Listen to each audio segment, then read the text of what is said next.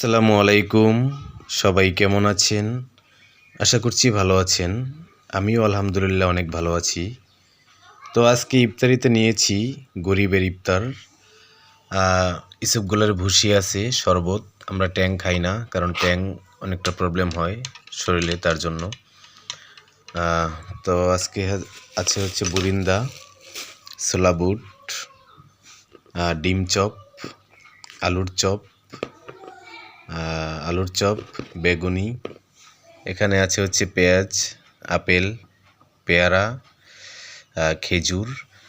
তো এটাই হচ্ছে গরিবের ইফতার। তো রিজিকে এটাই ছিল। সব মিলিয়ে শুকুর আলহামদুলিল্লাহ। আল্লাহর দরবারে অনেক শুকরিয়া জানাচ্ছি।